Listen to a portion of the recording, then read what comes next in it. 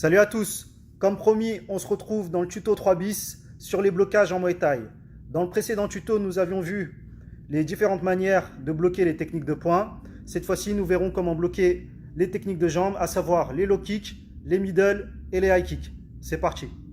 On va commencer par les blocages des middle kicks. Donc les middle kicks, les coups de pied circulaires médians qui arrivent au niveau des bras, au niveau des côtes. Donc on va partir de sa position de base.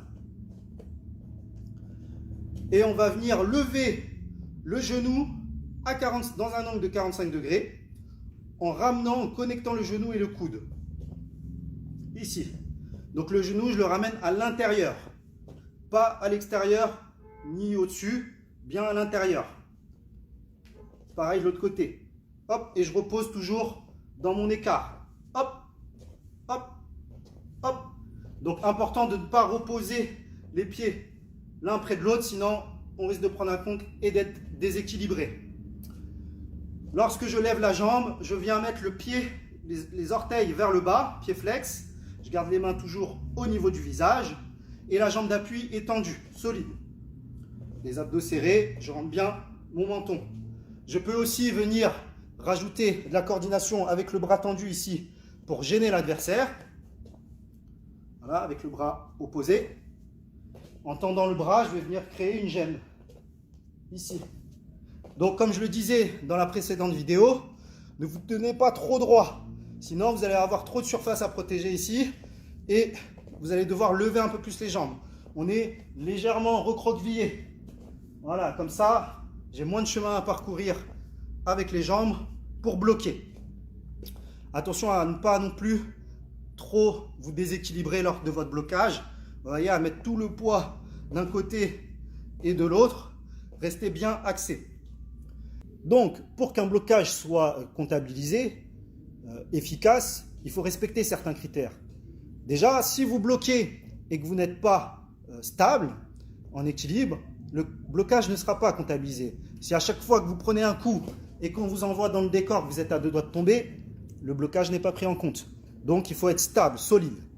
Pareil, si vous êtes stable, solide, mais que vous bloquez en encaissant au niveau du bras, le blocage n'est pas comptabilisé. Il y a des juges qui sont très pointilleux sur la technique et qui ne comptabiliseront pas ce blocage comme efficace, réussi. Donc on bloque toujours avec le tibia. On va voir maintenant les blocages pour les low kicks. Donc c'est simple, c'est à peu près la même chose, sauf qu'on va moins lever la jambe, puisque les low kicks sont les coups de pied circulaires bas, qui arrivent au niveau des cuisses, que ce soit à l'intérieur ou à l'extérieur. Et pour cela, pareil, je vais lever la jambe à 45 degrés, à hauteur de ma hanche, le genou à hauteur de ma hanche, pas plus haut. Et je vais venir présenter le tibia, toujours pointe de pied vers le bas, en reposant dans mon écart initial, afin d'être stable. Pareil, je peux venir mettre la main en opposition, pas besoin de se baisser, on reste stable et toujours pareil, on respecte l'angle de 45 degrés pour bloquer efficacement, pas devant, pas sur les côtés, on ne se tourne pas et on peut pareil bloquer en croisé. On garde les abdos bien gainés, le menton rentré et surtout ne pas baisser les bras. Souvent les débutants, ceux qui viennent de commencer la boxe, dès que le coup arrive, ils viennent baisser les bras comme ça. Voilà, et créer une ouverture au niveau de la tête. Non, on garde toujours les bras au niveau de la tête, au niveau du visage. Ici, je bloque, low kick, middle kick, 1, low kick, 1. Voilà. Et pour les high kicks, c'est encore plus simple.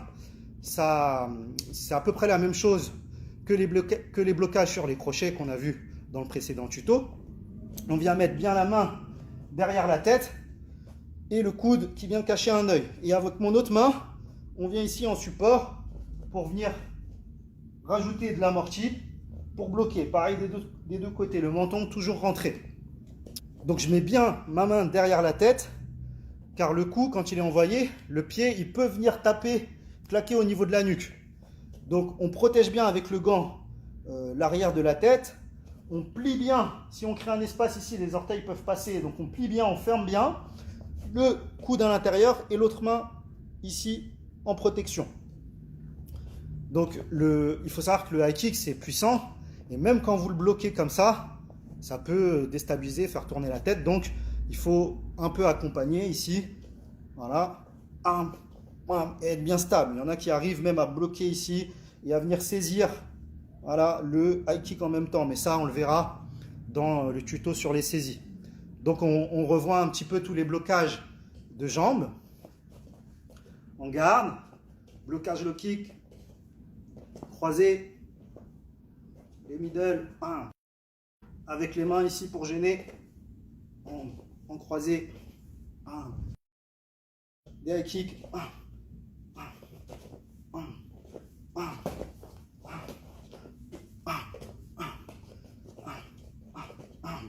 les blocages des poings, au corps, les parades croisées, blocage.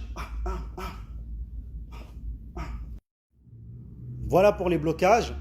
J'espère que ce tuto vous aura plu. On essaiera de faire d'autres vidéos sur les saisies, les esquives, etc. afin de voir un peu tout le système défensif dans les grandes lignes.